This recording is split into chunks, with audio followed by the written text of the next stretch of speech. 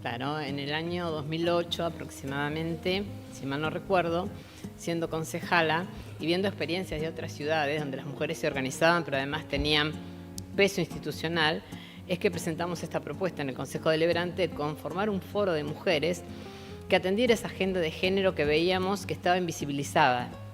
No existía en Pergamino una atención a las demandas, a los derechos, a los problemas, a las vulneraciones hacia las mujeres. Por eso entonces habíamos tenido una alta tasa de femicidios, que en ese momento no tenía esa denominación, el homicidio por razones de género. Eran homicidios, pero todos eran de mujeres cometidos por sus parejas. O exparejas. O exparejas. Había habido 8 en 2 años, me acuerdo, un sí. alto índice. Y nos parecía que teníamos que darnos un modo de abordarlo.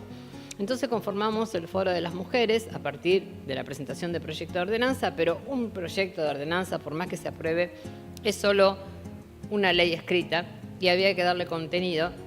Fuimos convocando a mujeres de la ciudad que se interesaron y que participaron muy activamente, y eso fue el nacimiento de la Organización de las Mujeres en Pergamino como organización que impactó muchísimo en el modo de mirar los problemas o las necesidades del colectivo femenino, feminista. Ustedes fueron pioneras en aquellos primeros actos que se hacían en el mismo lugar en el que se hacen hoy, que es el Puente de la Mujer, ahí la pasarela de calle 25 de Mayo.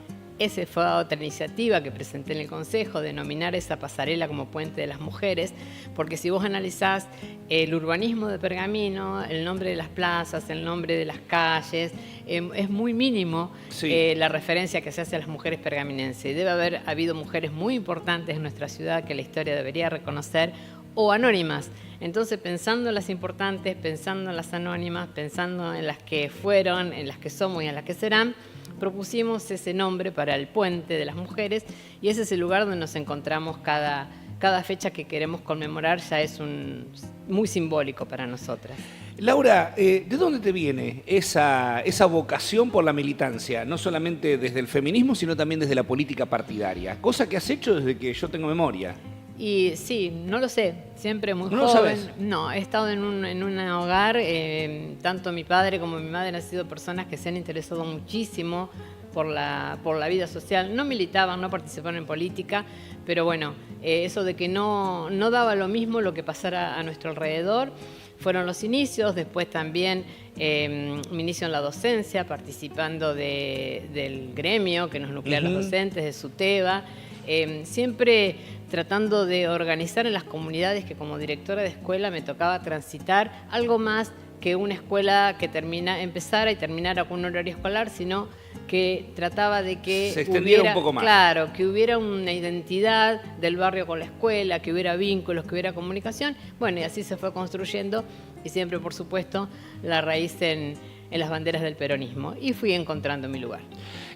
Fuiste parte de una experiencia que fue, si no me equivoco, la del Frepaso en algún momento. Al principio fui convocada por aquel entonces quienes estaban como referentes aquí, que eran Pedro y Julio Curtial. Lo recuerdo. Bueno, a raíz de mi trabajo como directora de escuela y mi cercanía con las comunidades educativas, para hacerme cargo o estar en una lista como consejera escolar, y ahí comencé los desempeños institucionales. Bien, ¿y por el feminismo cómo viene la militancia? Eso se empieza a sentir como una necesidad de esto, ¿no? De transitar cada día la vida en comunidad. Y vuelvo a decir, a mí la escuela me dio muchísimo diagnóstico, muchísima sensibilidad y percepción de lo que pasaba, y veía que, bueno, ¿no? Había un sector mayoritario de la población que no tenía políticas públicas que estuvieran destinadas a atendernos, ¿no? Todo lo que significa el feminismo, porque el feminismo no solo es la lucha por los derechos de las mujeres, sino como el feminismo siempre está pregonando y queriendo llegar a la igualdad, también están las infancias, también están las diversidades, también están los adultos mayores, las personas con discapacidad.